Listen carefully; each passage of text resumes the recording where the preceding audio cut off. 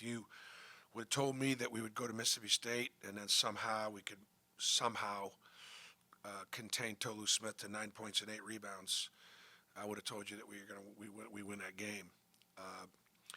Janai Broom, Dylan Cardwell, the team did an outstanding job on Tolu. They really unselfishly gave of themselves to make his catches really difficult. I'd be really pleased if we could come close to that kind of effort again and give ourselves a chance to win again. Josh Hubbard is the best freshman in the league. He is Dalton Connect dangerous in a way of just being able to get hot and make shots. And he had 34 against Kentucky in their last game. Mississippi State had won 5 out of 6 prior to the Kentucky game and led start to finish until the last few seconds. So they're playing as well as any team in the SEC right now. So this will be a real challenge and a real test, for us. But this is what NCAA tournament teams are going to look like. If you just take, where Mississippi State is in the net, they'd be a 6 seed, or maybe a 7 seed. And these are the kind of teams you have to beat to advance. So just a tremendous opportunity and a great challenge. In 5 of their 7 SEC losses, Mississippi State's been within 9 points. It's close losses. And so they're able to control tempo because they just won't go too fast. And they run really good half-court offensive sets that are really hard to guard, and they know they got a better chance to get a great shot if they could control tempo, not turn over against us, not try to play in a track meet, but just make it into a grinding affair. So you would anticipate a close game. Last thing would be just another reminder to our fans. Obviously, we're on spring break starting today, and our students are hopefully at the beach and recharging their batteries and having a great time. And we encourage the students that aren't gone to come on back and watch this game, support us, get in the jungle, go crazy, and then go on break. Or for our current season ticket holders, a lot of them are gone with their families on break. So we hope that they've gone to AuburnTix.com and managed to turn their tickets back in so somebody else could use them. Go to SeatGeek and sell your tickets so you could benefit and somebody else can come see the game. And if I was walking around campus tomorrow enjoying Auburn baseball and several of the other sports that are playing on campus tomorrow, I know, I might swing by around 3 o'clock or so and just see if there's some tickets, some standing room, depending upon what that looks like. So that's my best advice. All right, Bill.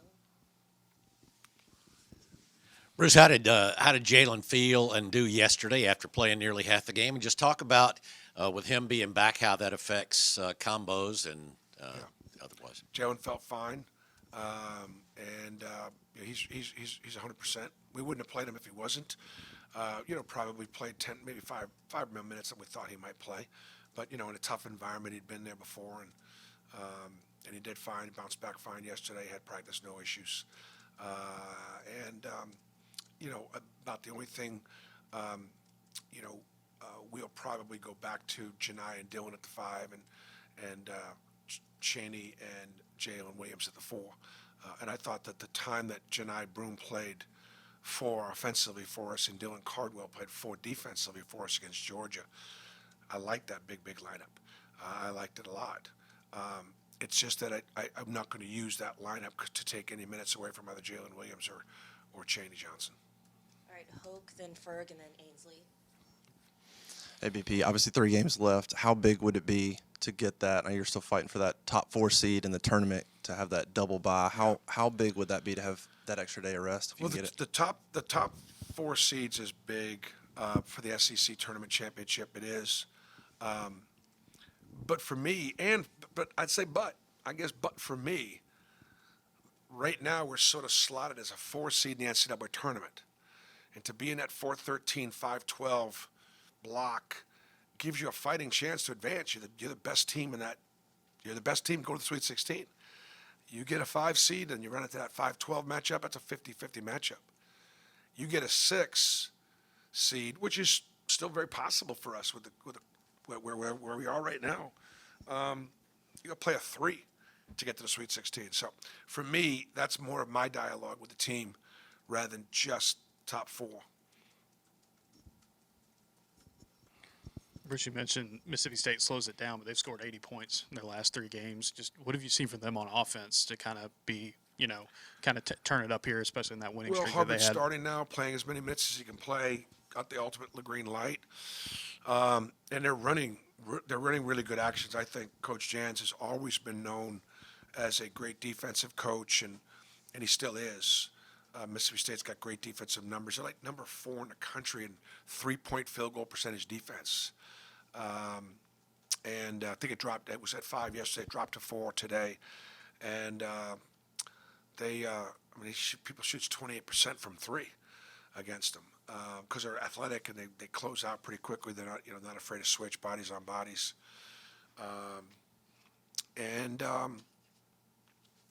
But offensively, I think they've found their groove.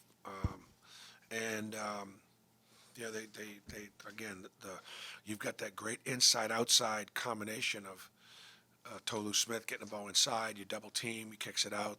They're shooting a little bit better. Matthews is a very tough matchup for all the 4 men in our league because he's so bouncy and so athletic and such a great offensive rebounder. He had a double-double against us in Starkville.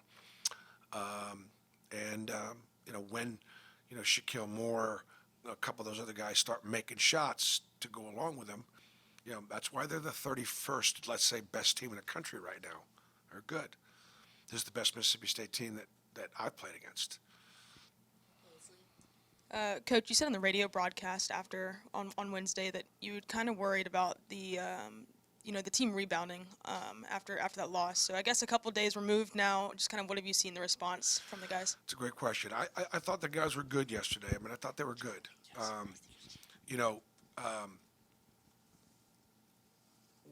We knew Wednesday we were playing for an SEC championship. And we've been playing for an SEC championship all season. But we also knew that if we couldn't upset Tennessee at Tennessee, that we would be 2 games behind them with 3 to go. And then, I'm always speaking truth to the guys and being honest and open with them. How does that affect our play? I'm just telling you, the 3 best teams we played in here have been Alabama, Kentucky, and Mississippi State. How are we going to bring the effort and energy that we managed, to bring against Alabama and to some extent Kentucky, but we weren't successful. This will be a real challenge for us tomorrow. Coach, how are you doing? If you could just elaborate in general, the other big sport, football, you hear the word offensive coordinator and defensive coordinator, but yet when we talk basketball, it's all Bruce Pearl, it's all Coach Golden. Can you elaborate of your role of the assistants and either specifically about the game plan today or just in general, whatever you feel? Sure. No, I think while that may be true and certainly true in football about offensive coordinators, defensive coordinators, and so on and so forth, around here, we speak after every game.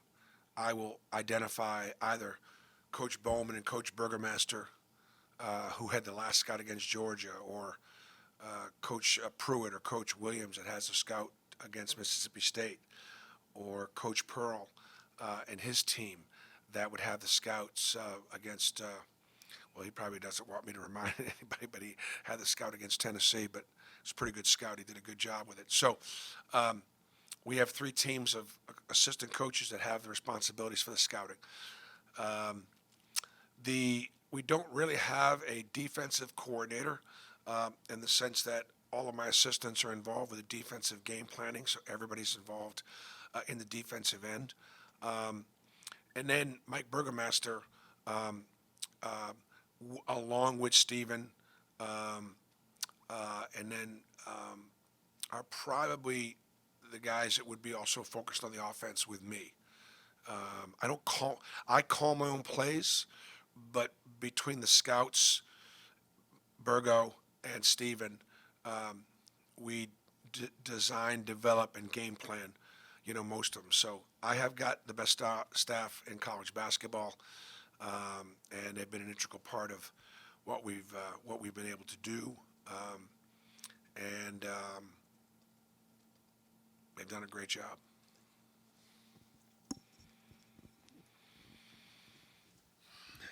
Bruce, the last couple of games, Lior playing some more minutes, giving you some offense. Going to the decision on that and just the impact he's been able to make for y'all at that 3 spot the last couple games. Yeah, Lior's been, super consistent all season long. I've been wanting to give him more minutes because offensively, obviously, he's a threat out there. You got to guard him, and he can make threes. He's played well on the road also because he's a veteran, older guy. And he's a solid defender. Now, where we miss Chris Moore is we miss his voice. He's our best defensive communicator. He's got great toughness. Chris does, but so does Lior. And so the decision was just to try to bring a little bit more offense into the 3 spot.